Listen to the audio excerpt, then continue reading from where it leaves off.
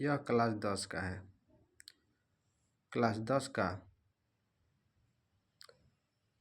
10 का पहला चैप्टर है यूरोप में राष्ट्रीयवाद का उदय। हमें पढ़ना है इसमें यूरोप में राष्ट्रीयवाद का उदय कैसे हुआ और वहाँ पर कैसे कैसे क्रांतियाँ हुई। तो चलिए हम शुरू में इनके बारे में ज्यूस पेशे मेसिनी के बारे में जानते हैं। और काउंट कैमिलो दे काबोर, ये सभी कहाँ के थे? ये यूरोप के रहने वाले थे और गए हैं यूनानी स्वतंत्रता युद्ध। इनके बारे में जानेंगे, एकदम सटीक इनकी जानकारी हम देंगे। उसके बाद रहेगा राष्ट्रवादी संघर्षों में महिलाओं की भूमिका क्या है। वहाँ पर जो राष्ट्रवादी यूरोप में जो हुआ था राष्ट्रवाद आंदोलन, उसमें महिलाओं की क्या भूमिका है, इसके बारे में हम जानेंगे। तो चलिए हम शुरू करते हैं। पेशे मेसिनी के बारे में हम जानते हैं। पेशे मेसिनी कौन था? याद रखिएगा, पेशे मेसिनी वह इटली का एक क्रांतिकारी था। कहाँ का था? तो यूपेसले मेसिनी ये कहाँ का रहने वाला था? तो इटली का रहने वाला था। इनका जन्म 1807 ईस्वी में हुआ था। याद रखिएगा, पेशे मेसिनी का जन्म 1807 ईस्वी में हुआ था। वह भी जेनेवा में हुआ था। कहाँ पर हुआ था? तो जेनेवा में हुआ था। पेशे मेसिनी का जन्म 1807 ईस्वी में हुआ था और जेनेवा में हुआ था। यह कार्बोनारी के गुप्त संगठन का सदस्य था। यह भी याद रखिएगा, कार्बोनारी एक संगठन था, उसका गुप्त सदस्य था। कौन? यूसेफो मेसिनी। इस 14 वर्ष की अवस्था में लिगुरिया में क्रांति करने के लिए उसे देश से बहिष्कार कर दिया गया था। याद रखिए कि जो ये क्या किया था, तो 14 वर्ष के उम्र में ही एक क्रांति किया था, जिसके चलते वह देश से बाहर उसे क्या कर दिया, निष्कासित कर दिया गया था। उसने दो और भूमिका संगठनों की स्थापना की थी। याद रखिएगा कि 2 और भूमिगत संगठनों की स्थापना किया था। कौन किया था? पेशे मेसिनी। ठीक। पहला संगठन का नाम है मार्सेई में यंग इटली और दूसरा उसका नाम था वर्न में यंग यूरोप। ये सभी 2 संगठन थे। याद रखिएगा, उन्होंने 2 संगठन बनाया था, मार्सेई में यंग इटली और दूसरा वर्न में यंग यूरोप, जिसके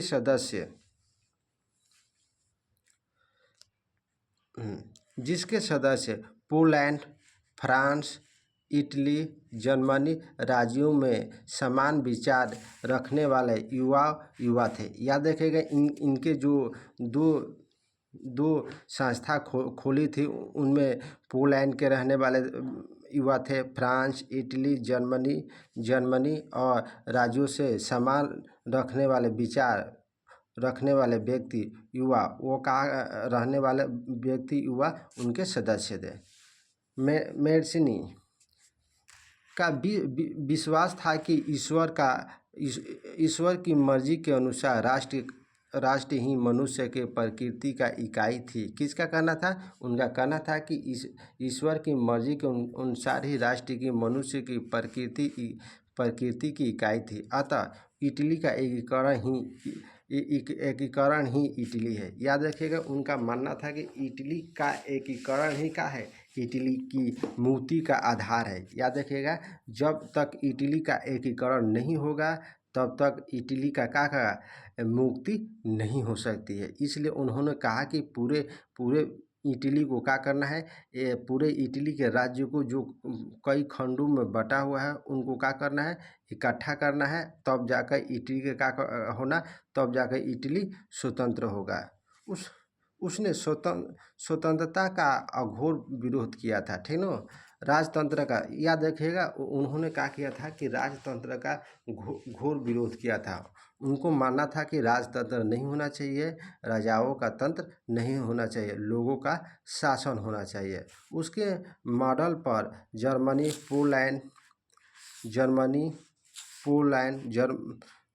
पोलैंड, फ्रांस, स्विट्जरलैंड भी गुप्त संगठन बने। देख उन्हीं के क्या किया, उन्हीं के मॉडल पर और नेताओं ने क्या किया, स्विट्जरलैंड में गुप्त संगठन बनाए। इसी के कारण मेटरनिक ने उनके विषय में कहा कि वह हमारी सामाजिक व्यवस्था है। किसने कहा था कि मेटरिक ने कहा था कि वह हमारी क्या है, सामाजिक व्यवस्था है, सबसे खतरा दुश्मन है, सबसे क्या है, खतरनाक दुश्मन है। किसने कहा था, मेट्रिक ने कहा था। काउंट कैमिलो दे काबोर इटली में मंत्री प्रमुख था। कहा था, तो याद रखिएगा ये इटली का मंत्री था, ठीक, जिसने इटली के प्रदेशों को एकत्रित किया। याद है, काउंट कैमिलो द काबोर ने इटली को क्या किया, इटली को प्रदेश जितने भी अलग थे उनको क्या किया, एकत्रित किया, करने वाले आंदोलन का नेतृत्व किया। एकत्रित करने वाला जो आंदोलन था उनका क्या किया, नेतृत्व किया। किसने किया, काउंट कैमिलो द काबोर। वैचारिक तौर पर न तो वह क्रांतिकारी था और नहीं वह जनतंत्र में विश्वास रखने वाला था। याद रखिएगा कि जो काउंट कैमिलो द काबूर थे, ना तो वो क्रांतिकारी थे, नहीं जनतंत्र में विश्वास रखने वाले व्यक्ति थे, काउंट काबूर, ठीक। और इतालीवी अभिजात वर्ग के तमाम अमीर और शिक्षित सदस्यों की तरह वह इताली भाषा में कहीं बेहतर फ्रेंच बोलता था। इटाली भाषा से अधिक क्या बोलता था, फ्रेंच बोलता था। कौन, तो काउंट कैमिलो द काबोर। याद रखिएगा इटली के सम्राट क्यूटर इमैनुअल ने उसे 1852 को सार्डिनिया पीडमाउंट का प्रधानमंत्री बना। याद रखिएगा कब प्रधानमंत्री बना था, 1892 में। कहा के सार्डिनिया पीडमाउंट का प्रधानमंत्री, 2 जगह का वहाँ का प्रधानमंत्री बनाया गया। उसने यहाँ पर आर्थिक, शैक्षिक, कृषि के विकास के लिए कार्य किए। याद रखिएगा उन्होंने क्या किया कि शैक्षिक कार्य, कृषि के विकास के लिए कार्य किए और तथा सेना में सुधार किया। उन्होंने क्या किया कि जब प्रधानमंत्री बने तो उन्होंने शैक्षिक, कृषि पर विकास किए और क्रियाएं किए और सेना में जो गलतियां उसमें हो रही थी उनको क्या किया, सुधार किए। उसने फ्रांस और सार्डिनिया पीडमाउंट के बीच एक कूटनीतिक संधि की। याद रखिएगा उन्होंने क्या किया, फ्रांस और सार्डिनिया माउंट के बीच एक कूटनीतिक संधि की। अपनी कूटनीतिक चालों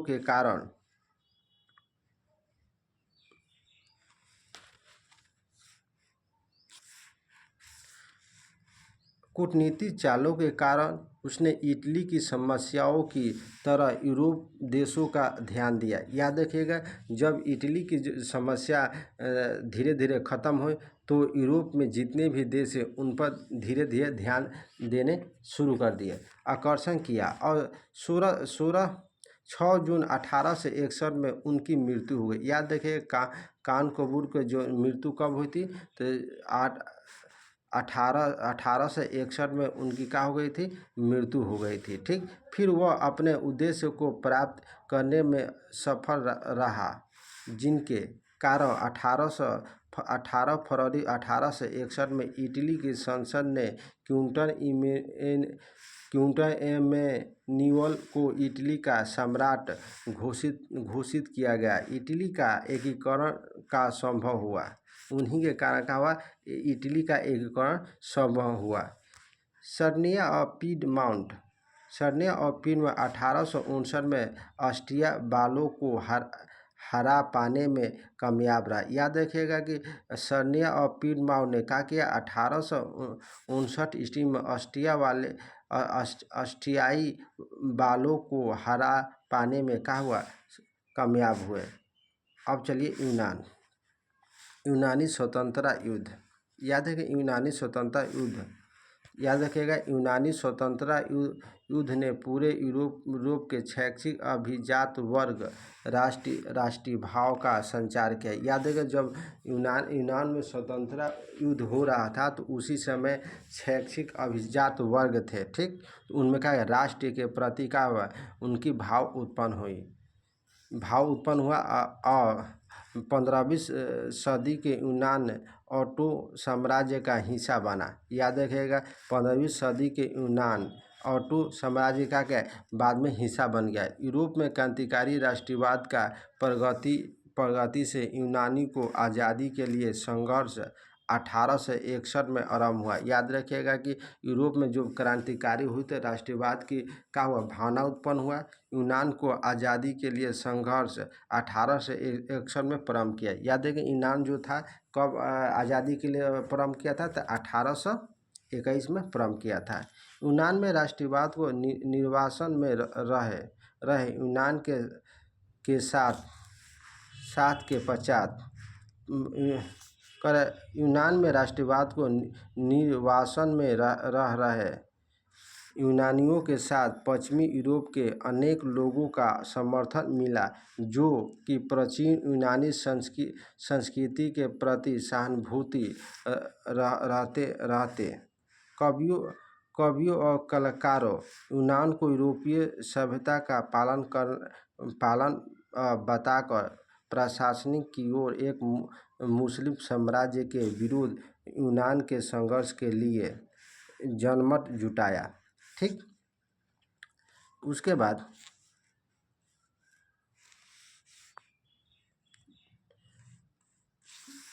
याद है जनमत जुटाया।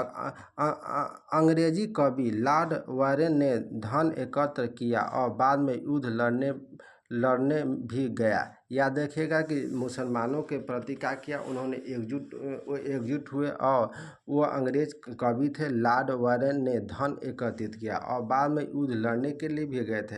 1824 ईस्वी में बुखार से उनकी मृत्यु हो गई थी। याद रखिएगा कि लॉर्ड वारेन की मृत्यु 1824 ईस्वी में बुखार लगने से हो गया था। अंत में 1832 की कुस्तुतुनिया की संधि ने, याद रखिएगा 1832 में कुस्तुतुनिया की एक संधि हुआ था जो यूनान को स्वतंत्र राष्ट्र की मान्यता दी। याद रखिएगा यूनान को कब स्वतंत्रता की मान्यता दी, 1832 में एक कुस्तुतुनिया के साथ संधि हुआ। यूनान को वह स्वतंत्र हो गया और उन्हें मान्यता प्राप्त हुआ।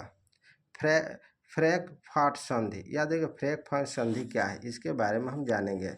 याद है फ्रैंकफर्ट संधि, याद रखिए कि जर्मन इलाकों में बड़ी संख्या में राजनीतिक संगठनों ने फ्रैंकफर्ट शहर पर मिलकर एक सर्व जर्मनी नेशनल असेंबली के पक्ष में मतदान का फैसला किया था। ये क्या है, तो एक राजनीतिक संगठनों का किया था। फ्रैंकफर्ट एक शहर था, शहर में मिलकर एक सर्व जर्मनी नेशनल असेंबली के पक्ष में क्या किया कि मतदान दिया। मतदान से क्या हुआ कि 18 मई 1848 को 8 से 31 निर्वाचन प्रतिनिधियों ने एक सजे दले जुलूस